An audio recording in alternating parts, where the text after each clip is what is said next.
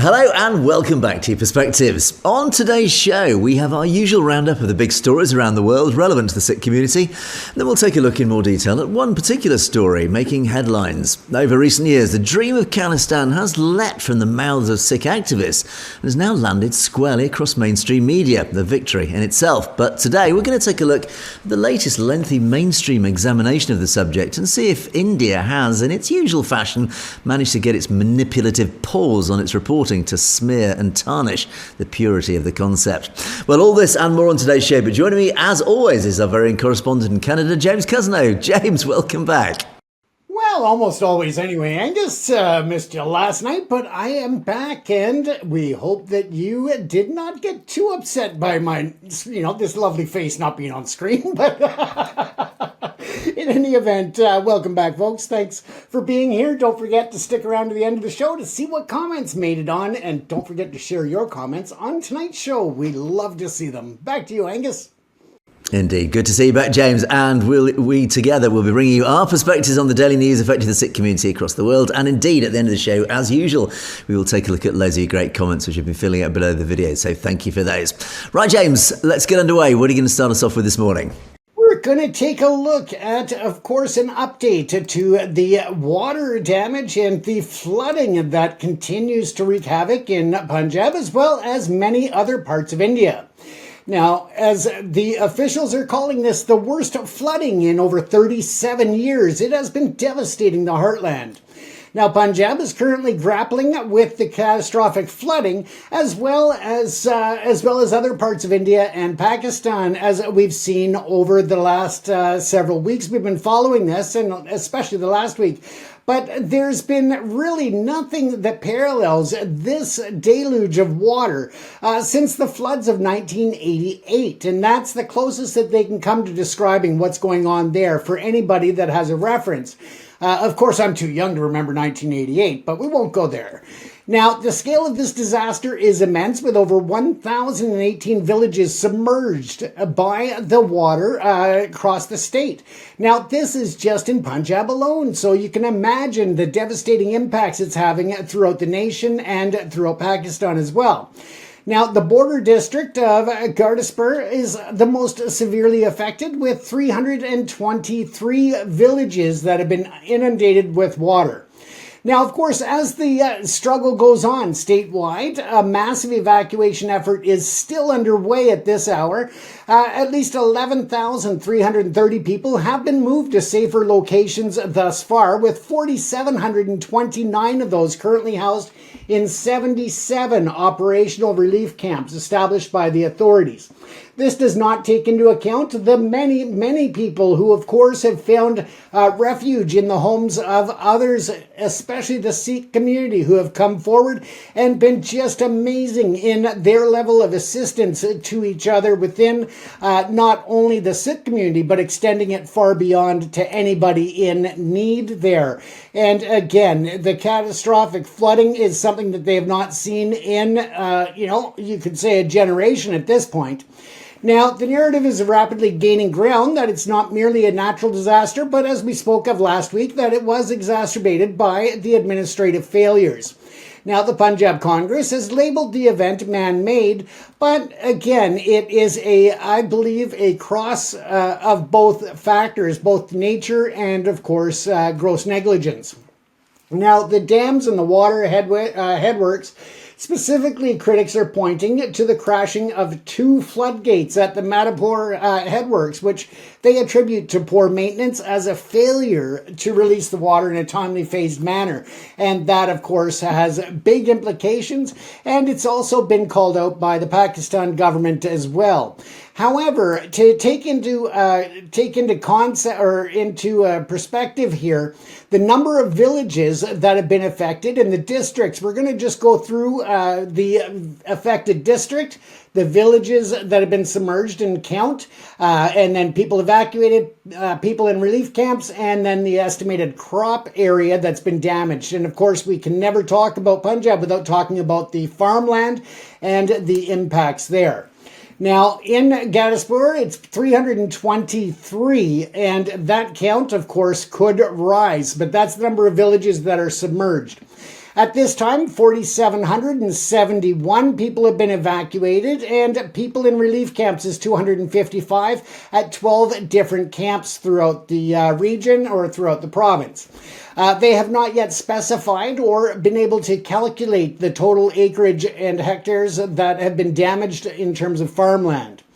Now, in Capithurla, it is 107 villages submerged. They haven't specified the number of people in terms of evacuees, but they have said that 110 have been counted in 4 different camps, and the hectares that have been impacted is 11,620.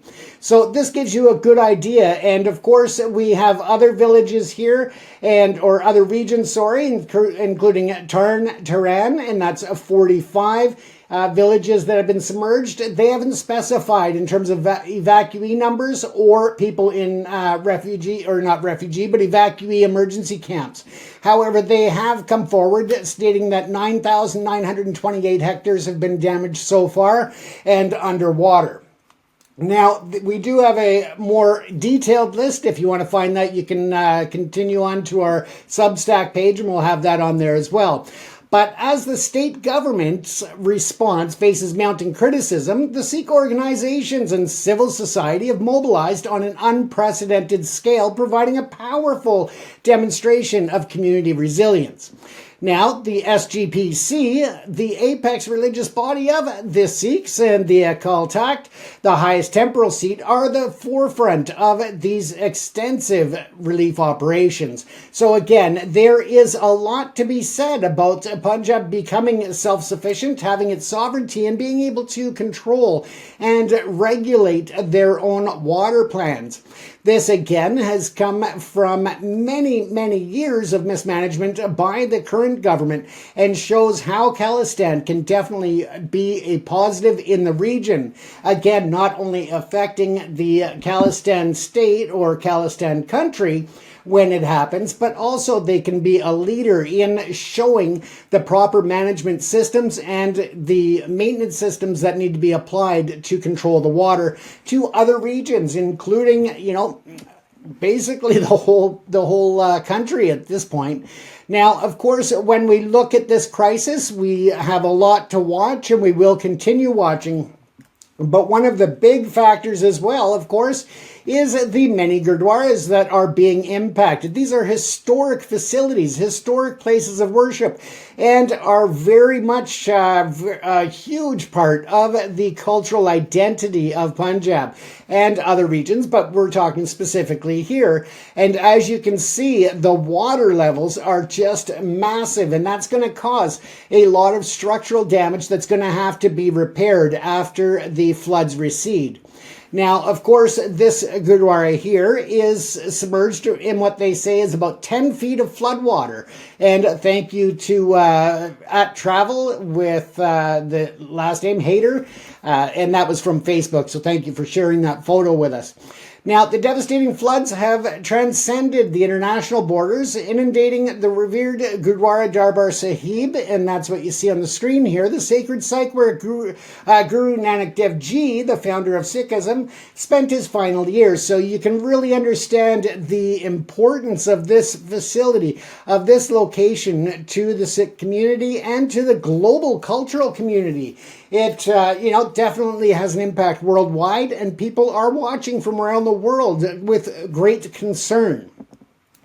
We, of course, also touched on the farmers, and that, again, is exposing the floods and the ongoing issues that there is a lack of crop insurance that helps the villagers or the farmers. And they've been calling for this as almost a co-op system that they put in. Each farmer puts into this insurance scheme that they've been proposing, and then the government helps to carry the rest of it. However, it's been hitting just basically a brick wall when it comes to getting this passed. This would really help to alleviate some of, and I do very much emphasize some of, the impact that this has. Now, at the current level, the State Disaster Response Fund is only giving out a small amount of 17,000 rupees per hectare, and that's about 6,800 per acre. That is very much inadequate, and everybody knows it, but the government is now being called on to really increase that number, including bringing it up to a minimum of 50,000 rupees per acre. And that was, really specific. The paddy crops were nearing ready, and now they are all submerged, and the farmers really have nowhere to turn when it comes to getting through. And just another hardship that the farmers of Punjab continue to face on and on. It just doesn't end. And that's where the government really needs to take inventory of what programs are available and how they can best serve the community. And again, we know the best way they can serve the community is allowing a Khalistan referendum. But short of that, they really need to turn the whole program around to make it work for the farmers, because when it works for the farmers, it works for the nation. And that should not go without saying, is that it has a national impact and a global impact, but really a national impact on India. So that needs to be looked at. Moving along, though, navigating diplomacy. Yes, of course, we know that the individuals the envoys representing each nation of Canada and India have been at a stalemate for over 10 months since each side kicked their people out of the opposing country. Now, of course, this has happened in light of the Hardeep Singh Nijjar assassination and the fingers that were pointed at the India government and representatives that were involved in this. With that said, there is some thawing in that relationship, as not only are they looking to restore those envoys to Canada and to India, and to reopen these services that are essential to those traveling throughout Canada or in India reverse. And that has to do with visas, it has to do with passports, it has to do with so many different services that have been curtailed or delayed as a result. Now that causes great uncertainty to the individuals that are traveling, but also to each nation's viable economic strategies. As they want to move forward with this, it should be noted, though, that Canada has made it clear that in order to continue with this and to restore this, they need to deal with security issues in a much more efficient manner. Now, they have agreed that they will increase the security cooperation, including any future investigations, that they are not held in the public media or in the public eye, but instead that there's a higher level of cooperation between India law enforcement and government attachés, as well as their Canadian counterparts. So again, it seems to be that there is a bit of thawing there, but there is still a lot of mistrust and a lot of upset about this happening. Of course, there are the two sides to it. There are the benefits and the drawbacks of this relationship moving forward.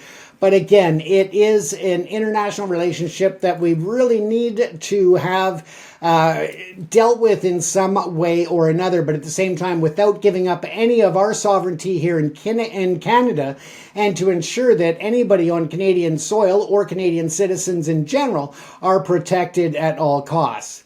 We also need to ensure that we deal with India and hold them accountable for the transnational repression and foreign interference, as we know that they continue to be number 2 on the list in terms of the Canadian Security Intelligence Service on their list of the international threats to Canadian sovereignty and to our nation. Now let's skip along quickly here again to Australia. Yes, our friends down under. However, it was something that we looked at last week and we saw coming in terms of the clashes that did happen. There was a very large mass protest throughout Australia in various cities and towns that was anti-immigration. And it turned out to be, in some areas, a violent protest, a violent eruption between different ethnic groups and different even social groups. Some of the people that attended, they were categorized as neo-Nazis and white supremacists who really tried to push it to a violent level. The whole idea was about anti-immigration, but of course, when you hold mass protests in any nature and for any cause, of course, you're going to have dissenting opinions and those who want to come through and cause the violence to break out. Once again, pushing even further that the agenda that they're pushing, and that is, of course, to hate minorities and to really isolate them, and that is a big concern in any community. And of course, the critics of the events are very much holding government accountable, or at least trying to, stating that this was a recipe for disaster from the beginning, that it should never have been allowed in the format, and knowing some of the people and the speakers that were going to be present at the events. With that, of course, there were other stories that came out in videos, and we'll have a link of those on this story in our Substack as well, as we don't have the time to cover all of the aspects of what happened there. But again, you'll be able to find that on our Substack. Other than that, Angus, again, it just seems that regardless as to where you go, the violence is breaking out. But in another twist of events, when you talk about violence, or not so much violence, but more so just division, that is India and China when you talk about the border. But again, surprise, surprise, here we go with India and China actually holding more talks. They are holding these bilateral talks to talk about the nation's security for each of them. They are looking to find some concessions in terms of the border and the border conflicts that have taken place for decades, essentially. And they are also looking at regional security in addition to their own security, but looking at being a peaceful force within the region to calm things down.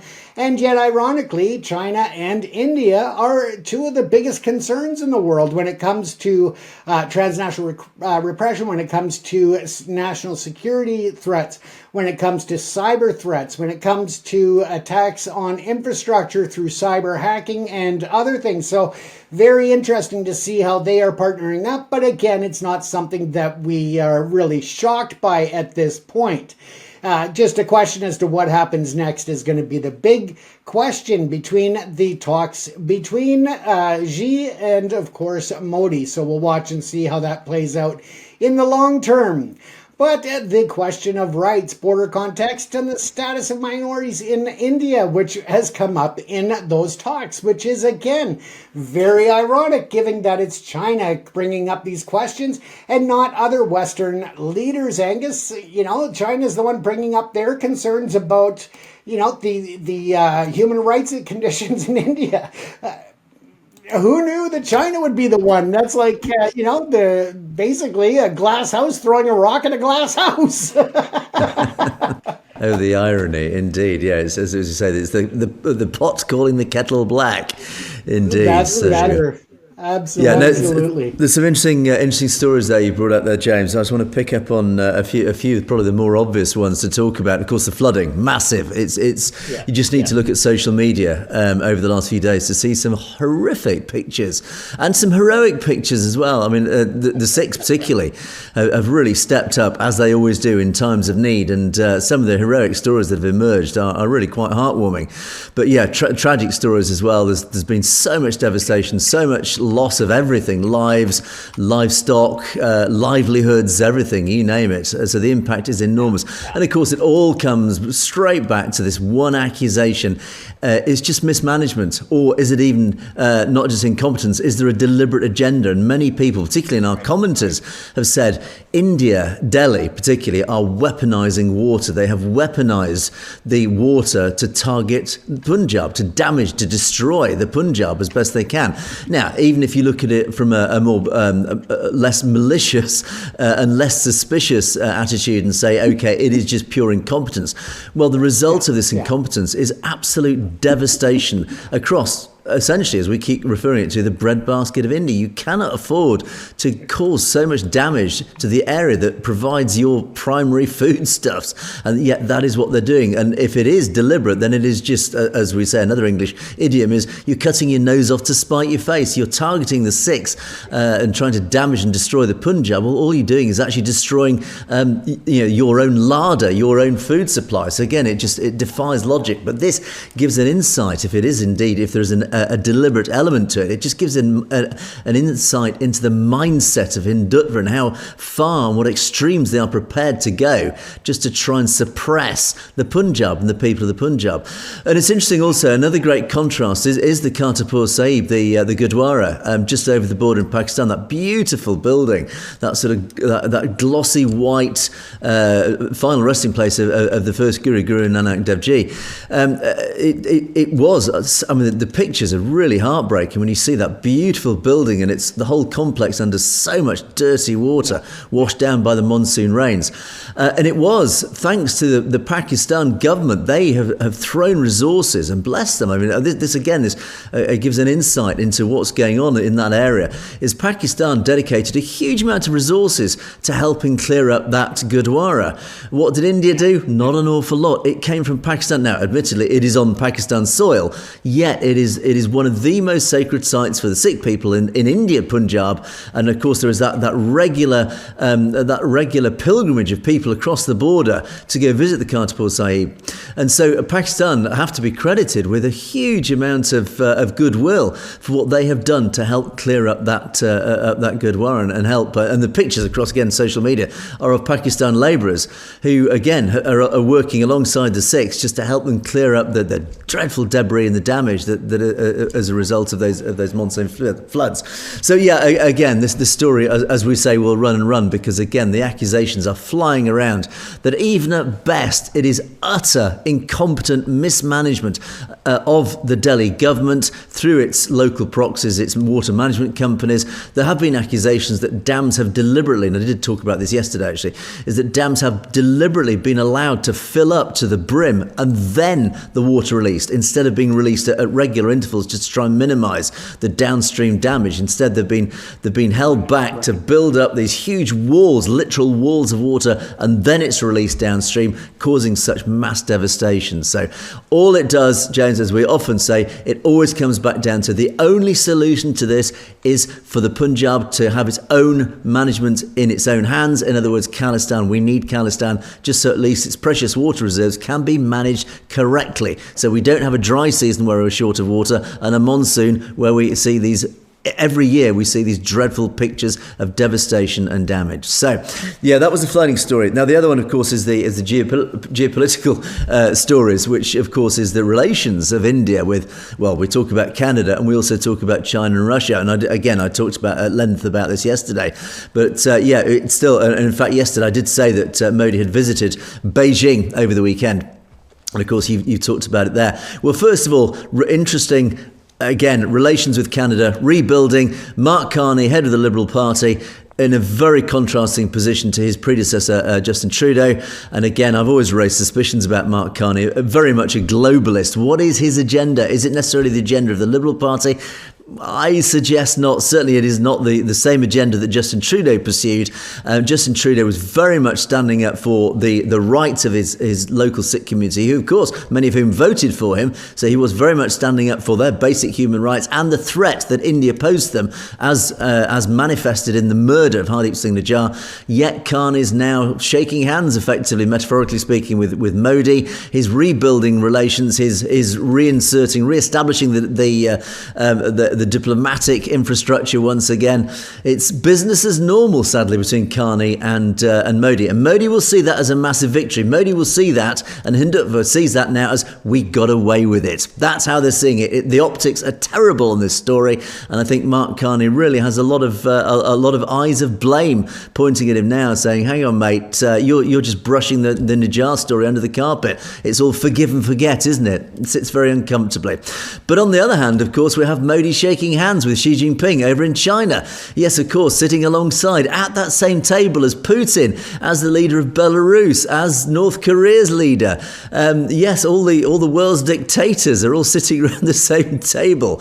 And the authoritarian regimes are welcome. Of course, they're welcoming Narendra Modi, who is in turn cozying up to these authoritarian leaders. Yes, it's the global authoritarian elite, all these regimes sitting around that same table, all having a good old chinwag. And of course, they're delighted to welcome Narendra Modi. Do the people of India really support this? I wonder. Well, I think the people of India have got bigger things to worry about, like putting food on their plates. But ultimately, you ask your average Indian, do you really want your leader to jump into bed with the likes of Vladimir Putin and Xi Jinping and Kim Jong-un from North Korea? Do you really want him to take your country in that direction?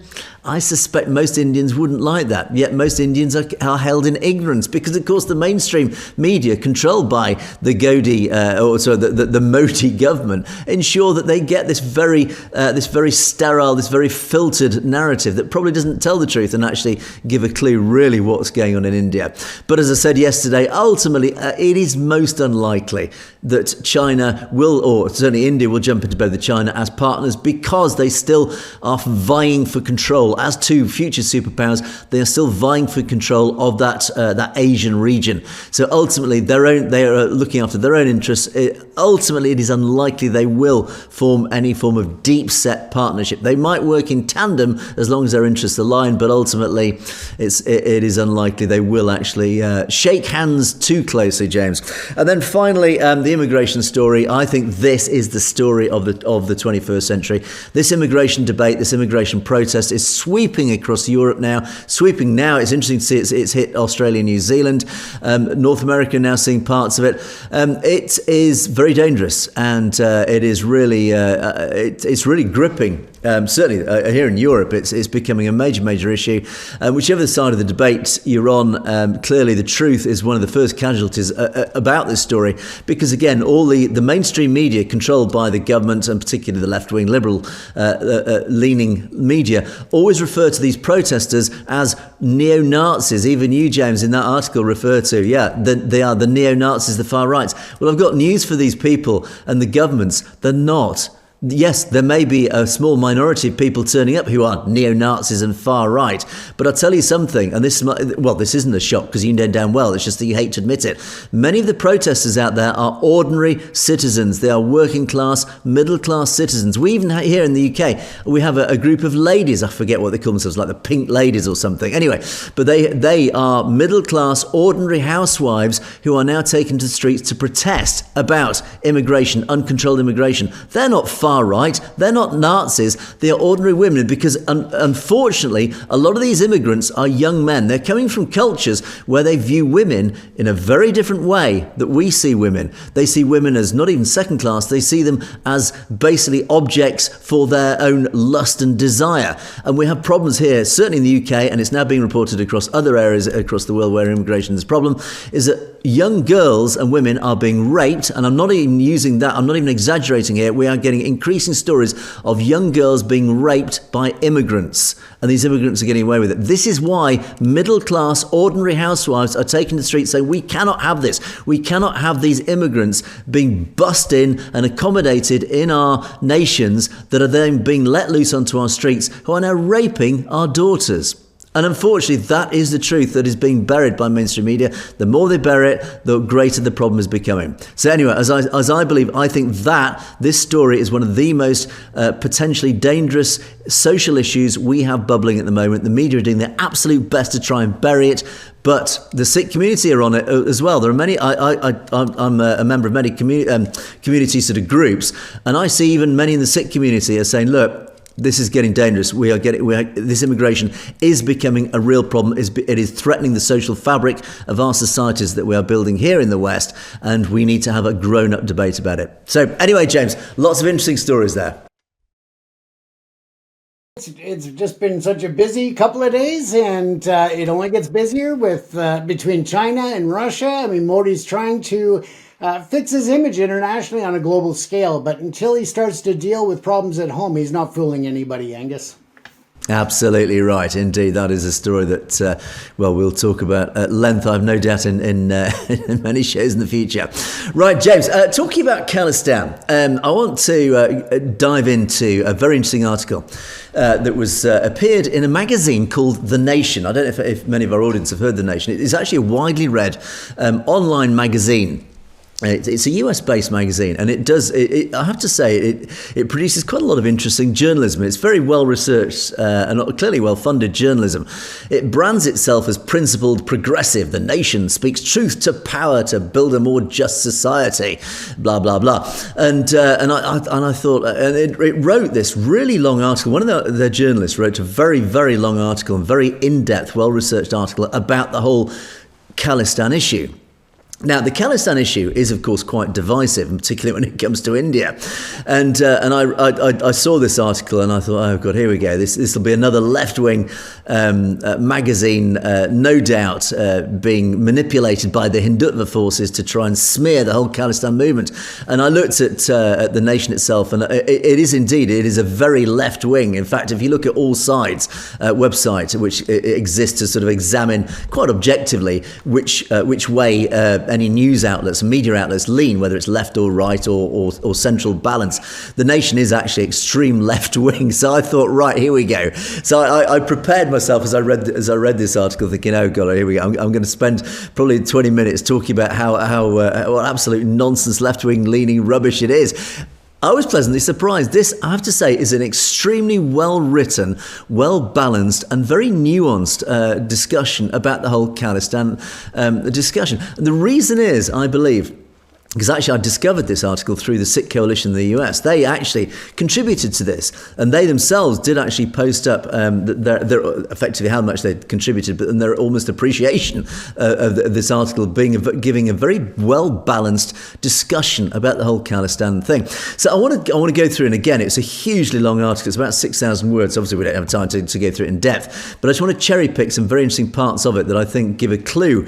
And this really is a clue of how the Khalistan discussion, and don't forget, this is quite a mainstream, it's nothing to do with India, this is a mainstream news outlet in the US covering this very specific story of Khalistan. And the story is basically, what is it all about? What is Khalistan? What is this Khalistan that we're starting to hear about? So this in itself, as I said in the introduction, is a victory in itself, is that the pro-Khalistan movement has managed to get this discussion into the mainstream. So well done to that. So the article says, the Indian Sikhs across the globe want to form an independent breakaway state called Khalistan. The Indian government wants to crush them by any means necessary. Now that gives a clue of how balanced this article is, any means necessary. Now it goes on, it talks about, it's interviewed Sikhs for Justice at great length and got a lot of information from Sikhs for Justice. And it says, if they remain on schedule, talking about the referendum that they've put in, the results of the votes gathered from the strongholds of the global Punjabi diaspora will be presented to the UN in 2026. Depending on the results, pro-Khalistan political bodies could move the case forward that Punjabis residing within India's borders are deserving of self-determination. So again, it says by 2026, it is likely the UN might, if it agrees, start pushing for a referendum in Punjab itself. Then it says the Khalistan movement first made global news when groups of Sikhs took up arms against the Indian state in the early 80s, after thousands participated in years of non-violent protest against the government's disenfranchisement of rural Punjab. Within India's borders, Khalistan supporters are designated as terrorists. So it is acknowledging that India is designating these peaceful activists as terrorists. And the fight for independence has been squelched as open sympathy is swiftly silenced or worse. So again, it is acknowledging in this article that India is really stamping down violently on any pro-Khalistan activism. Then it talks a lot about the diaspora. It goes at great length about talking about the diaspora and how that is behind the Khalistan movement. It does acknowledge the movement does face real threats, attempted assassinations of Gurpatnt Singh Pannoon. It talks about that, and of course it does talk about Hardeep Singh Najjar. And the reporter, the researcher who wrote this article said, he went to the LA referendum, and he said, I seem to be the only one non-Punjabi reporter in attendance. Not a single voter agreed to speak with me, even anonymously, out of fear that their families in Punjab would be retaliated against. At one point, an organiser approached me with an eyebrow raised. His suspicion was momentarily quelled when I assured him I was American, not Indian, a journalist, but not Indian. and he said he just basically faced unrelenting fear and suspicion. And he says these fears reveal the depth of India's unrelenting repression of political dissent, even in the diaspora. So again, he's actually acknowledged once again the threat that India poses to the people in the diaspora, in that their families in the Punjab are targeted by India in retaliation. Then the article goes at huge length, and again, a very well-balanced discussion about the history of the Sikh people. It talks about the British Empire, partition. It talks about the Punjab being broken up again in 1966, where Haryana was set up as a majority Hindu state. Likewise, Arunachal Pradesh, leaving a very small part of Sikh-dominated Punjab. Talks about the Anandpur Resolution in the 70s, and of course the 1984 events, and then what followed in the 80s and 90s. And then he picks up the story. And I have to say, again, very well-balanced review of the Sikh history. And it said, by the mid-1990s, many militants had been killed, imprisoned or surrendered. And by 97, by the election in 97, moderate Sikh leadership rose to power by popular support. And there was no active insurgency in Punjab today, beyond sparse and isolated incidents over the past decade. A wave of assassinations in 2016 led to Indian police arresting and torturing a Sikh British national. Of course, it doesn't mention by name, but talks about Jagtar Singh Johal. So that's been acknowledged as well, and India's arbitrary detention of Jagtar Singh Johal. Then it says, the Indian government has failed to take meaningful accountability for its decade of disappearances that wounded parts of Punjab interminably, prompting many Sikhs, both in India and around the world, to remain convinced of the absolute necessity of a Khalistan state. And given this situation, it may be impossible to accurately gauge support for the movement among the people of Punjab. The dominant narrative says that the fervour for Khalistan lives only in the hearts of those in exile. Yes, the Indian narrative, that's what that is, rather than the people living within India's borders. But this could be somewhat complicated by the popularity of those rare politicians who have expressed pro-Khalistan views ahead of their election campaigns and won, of course referring to people like Amritpal Singh. So it then asks this interesting question. Okay, well, if India is this democracy, how come then, if India is being accused of quelling pro-Khalistan support, how come it does allow pro-Khalistan politicians to run for office? Well, it quotes a scholar of Sikh studies. This really gives a great insight. It is neither exclusively fascist nor a true democracy, referring to India. In fact, it's both. India's central government tolerates a select few pro-Khalistan voices in Punjab's political machinery because it gives credence to Indian democracy. But with the police state at its command, these popular victories will have no real effect on the possibility of sovereignty. Yeah, what a great insight, and how true this is. In other words, India, it's not really a true democracy. It allows just enough voice to give a pro-Khalistan support public voice. Just say, look, we're a democracy, but not enough to actually give it power. And that speaks volumes. And then he continues to say, he is confident, however, that there is currently a pro-Khalistan wave in Punjab, concentrated mostly in working-class, Sikh-dominated rural parts of the state. This is in part due to the circulation of information that was tightly controlled before social media, and a growing consensus that the BJP is more antagonistic towards the nation's minorities. And he says there's no doubt that some elite circles of Sikhs in Punjab are still opposed to the idea of Khalistan on a fundamental level, but many others are simply unwilling to sacrifice another generation of youths. And the conclusion, therefore, is fear of the consequences, he said, is not true opposition to Khalistan. In other words, they would actually, in a free and fair society, support the concept of Khalistan, but they have been intimidated and now driven by fear to not supporting Khalistan because they're too afraid of it.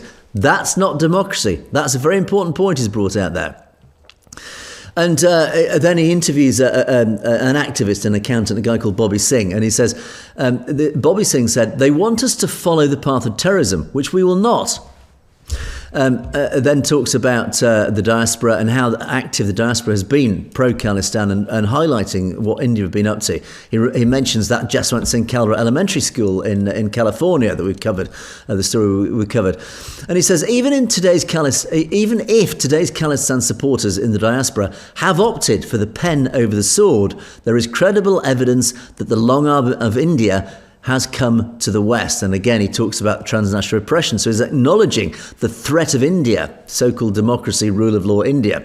Talks about Hardeep Singh Nijjar, Gurpatwant Singh Pannu, the assassination plot that we talk about a lot. And he says, and Bobby Singh quotes, "There is a reason why within India there are 238 or more separatist movements." Now, I don't know if that's right, but again, that speaks volumes. And again, he talks about his interviews, and he says possibly an informant for the Indian government. He as a journalist is trying to get information, but he's viewed with suspicion, and because people think he might be an informant for the Indian government. Multiple interviewed subjects felt certain that their temples were being infiltrated by bad actors.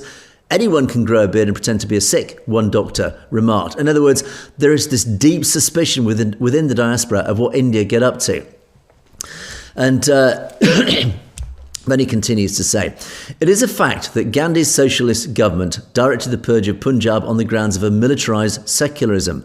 But in today's India, Modi and the Hindu right wing are the primary faces of Indian state terror." Notice the words he's used, Indian state terror. So he has actually acknowledged in this article that India is now viewed as a terrorist state because of its transnational oppression. So this is quite a strongly worded article. As the veneer of secular democracy has crumbled, it is Hindutvatis who have inherited the nation. So again, this article recognises the truth of what's going on. Khalistanis are also engaged in an information war with right-wing Hindu organisations made up of fellow immigrants. The fight between Khalistan and the Hindu Rashtra, David and Goliath, but two religious nationalisms nonetheless, has reproduced itself in the diaspora. So again, he's acknowledged, and he does talk at great length, how Hindutva has spread its tentacles right across North America, very importantly. And then at the end of the article, he continues, and this is where actually, and I think this really is the important part of the article. The article has been well balanced, excuse me, but it does talk about the Khalistan discussion, the Khalistan argument. Of course, every Sikh person, whether in the Punjab or in the diaspora, has an absolute democratic right, a right of freedom to either support or not support Khalistan. Of course, we are a pro-Khalistan channel. We do talk a lot about Khalistan. We believe in the concept because we believe it represents the democratic right of Sikhs in the Punjab to have their self-determination. But likewise, we utterly respect the right of any Sikh in the Punjab or non-Sikh in the Punjab if they are given the option to vote for or against Khalistan. If you don't agree with the concept, you absolutely have that right, and we would never stop you having that right. And this is really the argument, is that yes, there are people who exist who are not pro-Khalistan, and they need to have that right to say that. But in the same vein, there are those who are pro-Khalistan, and they likewise must be respected, their views must be respected, and if they are in a majority, their view must be respected in normal democratic principles. So he says, Khalistan means different things to different people. And they show up at protests and speak out because they want accountability. And they're talking about people who are maybe pro-Khalistan but may not be. But they do show up to these protests and they speak out because they want accountability for the human rights atrocities that Sikhs have experienced for decades, for which there has nearly always been impunity. In other words, the Indian government got away with it. So they say that people are supporting Khalistan because of the human rights oppression, saying actually the Punjab and that surrounding area needs independence just to give it the freedom from oppression, from Indian oppression. And then he finishes off the article saying, this nuanced position towards the Khalistan question is also reflected in some of the most influential American Sikh organisations, such as the Sikh Coalition we've talked about, which does not take an official position on the question of an independent Sikh state. Rightly so. The Sikh Coalition exists to represent the civil rights of all Sikhs, whether they are pro or against Khalistan.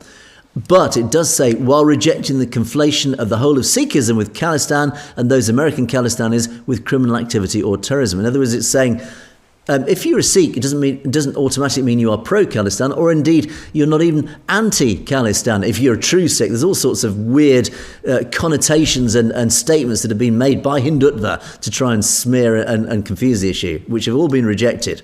You have a right to be either pro or anti. Every right has equal weight. And they say they repudiate the common argument that no real Sikh is a pro-Khalistan. So likewise, the Sikh coalition taking the completely neutral ground, saying you can be pro or anti, it doesn't matter to us. All we care about is we represent the rights of Sikhs, particularly in America. So that's what it's about. So to wrap up that, James, again, a very lengthy article. I would urge people to go read it, actually. It's a very, very well-researched and very well-written article. And I have to say, with huge relief and delight, it is a very, very well-balanced article.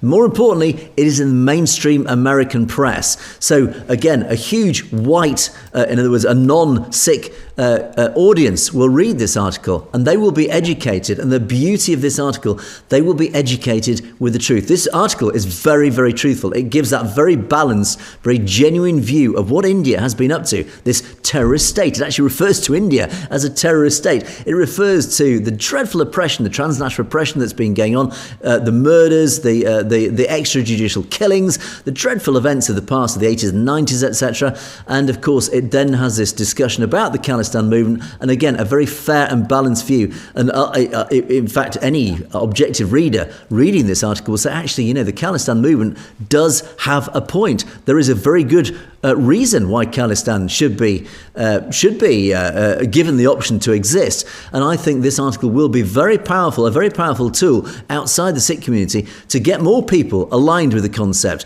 And again, James, it's very nice to see at last mainstream media, firstly, we're talking about Khalistan, secondly, in a very, very balanced manner. And that's just it. We've talked about this at very, very lengthy discussions, and that is the right of everyone to have that vote. And it's all about democracy. You can vote yes, you can vote no, as long as you get out to really just have your voice heard. And that is one of the beautiful things, is that every time that we've covered any of these of the referendum votes, Angus, we've never seen one side or the other pushing anybody or even petitioning anybody at these events to vote one way or the other. Of course, you see the Khalistan flags and everything else, which you would expect.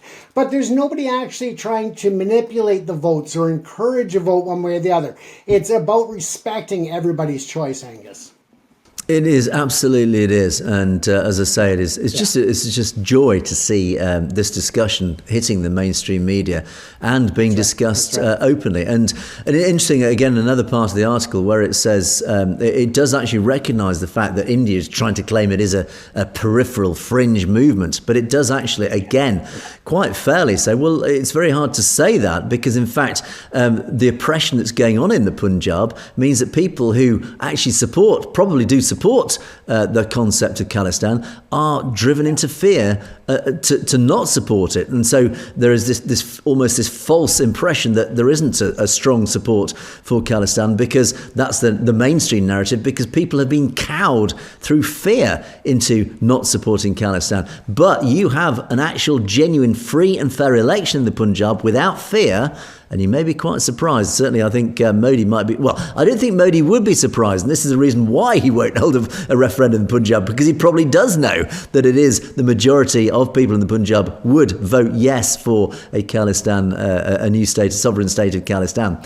But anyway, James, on that note, let us move on to our comments section, because loads of comments came in over the last few days. So, okay, last week, at the end of last week, I had a great discussion with Layla Gulen, our US correspondent, and at the end of the week, in place of one of our podcasts. And Layla did ask me, actually, I was put on the spot to talk, actually, about the whole story of Khalistan. And we covered a lot of different aspects and a lot of angles about Khalistan, but we did talk about the practicalities of what it would take to bring in this new sovereign Sikh nation. And so, of course, loads of comments after this video, and lovely comments as well. Thank you to our audience. Karam Singh kicks us off by saying, how is it possible that Modi will not agree for a referendum in Punjab? Well, I think I've just answered that question just about 30 seconds ago, because he knows he will probably lose it. Why do you think he's not holding a referendum? Because he knows it's likely that he would lose it. And Rajveer Dillon says, India won't allow the referendum until they completely change the demographics of Punjab. They only allowed one in Junagadh because it was a Hindu majority, but they won't have one in Kashmir or the Punjab, where Hindus are in the minority. Again, James, because they know, Modi and the Hindu forces know, they would lose it if they actually held one. And that's something that we've brought up over and over, Angus. We know it. Modi knows it, the BJP knows it, and of course, the future citizens of Khalistan know it. Indeed, they do. And in fact, even the small amount of democratic voice that has been allowed in the Punjab, Amritpal Singh, and of course, this is referred to in that Nation article as well, just indirectly. Right. But Amritpal Singh was elected as an MP of the Lok Sabha based on a pro-Khalistan ticket by a record majority. So again, any opportunity for the Khalistan movement to find its democratic voice, it is overwhelmingly in support. So again, Modi knows this, the BJP know this, and this is why they will not hold a referendum. And Ram Kumar says, I think the UK should come forward in favour of Khalistan. They didn't give Khalistan back, it was a different country before occupied. Yeah, I mean, the British took away the empire from the Sikh people in 1849. And I totally agree with you, Ram Kumar, on this, and I've said it many times in the past on our shows. I absolutely agree that the British government, the British nation, owe a debt of honour to the people of the Punjab and the people of the Sikh community, not just here in the UK in our diaspora community, but also the Sikhs back in India, in Punjab. We have a debt of honour post-empire, because everything that we did, any of the wrongs, let's say, that we did as an empire, can to some degree be righted by giving back what we took from the Sikh people. That is the Sikh empire. So I totally agree, James. I think the British, plus anybody else who wants to join us, should be campaigning and agree wholeheartedly as a debt of honour to help establish this Sikh nation of Khalistan. Absolutely. And I mean, even if you just take into perspective 1947 and the partition itself, that British gave up the rule to that extent, and now it's time for India to do the same and allow Punjab to be itself, to let them flourish and have control of their own destiny. Exactly. 21st century democracy in action. That is what we demand. It's not a big ask. That's all we ask. Hat B says, likewise, of course India doesn't want Khalistan. They want to keep looting and exploiting the people and treat them as slaves. When Khalistan is established, India is going to end up having to pay for everything it currently just steals for free from the Punjab. Yes, absolutely right. And I think this is a key point. When Khalistan is established, India is actually going to get a bit of a rude shock, because at the moment it's just looting and foraging everything it wants from the Punjab with impunity. Once Khalistan is established, it's going to have to actually buy legally through normal commercial channels. It's going to have to buy its grain and its agricultural products, etc., etc. So it is going to get a bit of a rude shock, James. Absolutely. And that's one of the reasons that we keep an eye on the corporate infrastructure that's going in, whether it's through these land grab policies and schemes that they keep trying to pass, or whether it's through the bulldozer, what they call the bulldozer evictions, they call it. And we keep an eye on that because we know that they are trying to get more of an influence within Punjab so that they can work from the inside to prevent Khalistan from happening. But again, it's all going to come crashing down when they have to actually up the ante and start paying for things international or on an international monetary market. Yes, indeed. But what I would say for India, of course, you're going to say, well, what's in it for us? Well, India, for heaven's sake, firstly, you can have your Hindu Rashtra, should you so choose. But secondly, most importantly, it means that you then get rid of this one thorn in your side. This has been a thorn in India's side for decades, since 1947. And the Sikhs will never let this lie. You're not going to win this battle. It's just going to go on forever, indefinitely. So you can get rid of this. Grant Khalistan, you get rid of all this problem, and it also means all that money, these vast amounts of resources that you are wasting to try and quell and squash and quash the Khalistan movement, you keep that money and you can spend that money on much more profitable and productive means. So just give the Sikh people Khalistan and we can all get on with our lives peacefully and much more happily. And James, I'm happy to say, Critics Corner does make finally a return. We haven't seen Critics Corner for ages. So thank you to Charanjit Degun for renewing Critics Corner. It's getting a bit depressing we won't get any critics. But Charanjit says, Only traitors outside Punjab are calling for Khalistan. There is no movement for Khalistan in Punjab. I am a Sikh. Well, absolutely challenge it. And as we often say to people like yourself, that is your absolute privilege as a Sikh or even as a non-Sikh. You have an absolute right to not support Khalistan. You have an absolute right to campaign against it. That is your democratic right. But what I would say is people aren't traitors for calling for Khalistan. And they're not out. Yes, and the reason that many of them are outside the Punjab is because they have fled literally in fear of their lives. And that's why they're outside the Punjab. That's why they're in the diaspora. And those in the Punjab are too frankly afraid to, well, let me refer you to what we've been talking about in the show so far, and that answers your question. And when you say there is no movement for Khalistan in Punjab, really, is that true? I think as TC wraps up, really, well, hold the referendum in Punjab then. If that is the case, then you would have no fear, and Modi would have absolutely no fear. They could squash this whole issue overnight by holding a referendum. The big question is, why don't they, James? Absolutely, Angus. And before you jump on, I just wanted to give this quick one from Stay Safe. Because of technical problems, Angus carried on the show without failure. Some key information, well spoken by Angus, always works overdrive. And I know that you don't like to toot your own horn, as they say, but I just thought I'd have to throw that in there for you. Well, thank you, James. Much appreciated. And of course, thank you to Stay Safe, one of our regular contributors and a huge supporter of the channel. So again, shout out to Stay Safe for all his support. I say his, it might be her. But anyway, thank you to Stay Safe for all your support. Much appreciated. We couldn't do this without you guys. Don't forget, you in the audience, you're the people who hold this. You are the glue that keep this show together. So thank you for all your support. And in that respect, the final page, which I always like to dedicate to our audience, Shamsha Singh. Good job, my lovely brother and lovely sister. Yeah, Layla's always a joy to talk to. She's fairly new to the channel, and she is getting up to speed. So do watch her shows. They will be coming out. She'll be covering, particularly interviewing people who are refugees and, again, fled for their lives, etc. So she'll have some interesting shows coming up. So do keep an eye out for her shows. Jatinda, thanks me very much. Well, as I always do, I would always turn that back to you guys. Thank you. It's you guys. The reason why James and I can sit here doing what we do. We couldn't do this without you. So likewise, thank you for your loyalty. We really do appreciate it. But spread the word. Do tell more people about our existence. And K.S. Sandhu says, what a pleasant moment to see two incredibly powerful minds together. Flattery. I would never call my mind powerful. I struggle to remember why I go into a room on many occasions. But anyway, but finally, to lay out the plight to the Sikh community in competitive world arena of InfoWars. The key word there, InfoWars. Yes. That's what this is all about, James. We are fighting an info war. We are fighting very hard to get the truth out there against this huge media machine of India. Absolutely. And the social media platforms now are almost as dangerous as weapons when they're in the wrong hands, and you get all of the propaganda that's going in, false narratives and disinformation. So yeah, it is very much important that the truth be reported as well. And Angus and I try to do that very much every night on this program. Indeed we do. And Surjit Puri, I put this up, inshallah, and assume Khalistan will come, hopefully, within the next 5 years, inshallah, God willing. And I put this comment up because hopefully this, and I don't know if you are actually a Muslim, but inshallah is, as far as I'm aware, it's an Islamic, God willing, inshallah.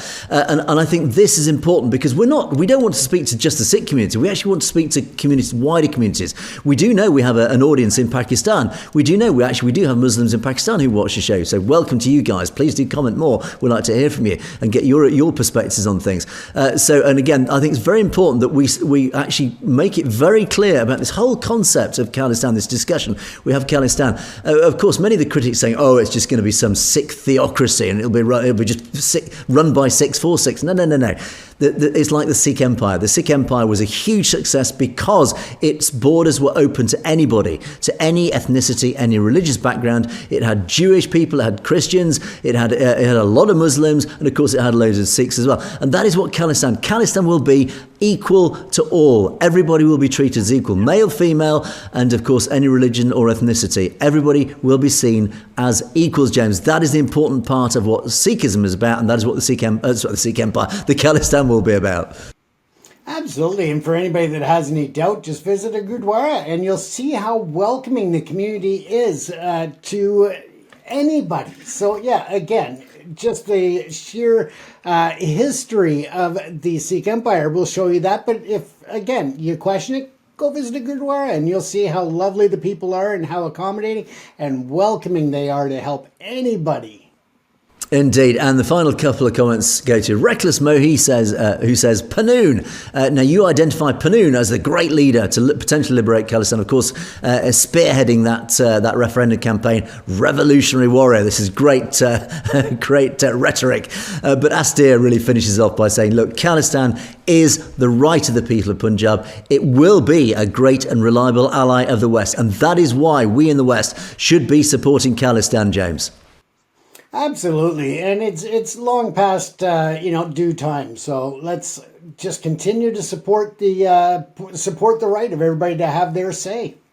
Indeed, Khalistan Zindabad. And on that note, as always, we do like to wrap up the show with a loud and hearty Khalistan Zindabad. But that was Perspectives for another day. Thanks so much for watching. Please don't forget to keep those comments coming in. Of course, loads have been coming in. We do appreciate all your comments. We do read every single comment. And let us know your thoughts. Let us know your perspectives. If you've got any thoughts or any criticisms about what we talk about, all the things that you would like us to talk about, just send us an email at message@satlogetv.com, as many of you have been doing. Thank you for those. Or just send us a comment and put a comment below the videos. But that is it for another day. Thanks so much for watching. It is a goodbye from me. It is a goodbye from James.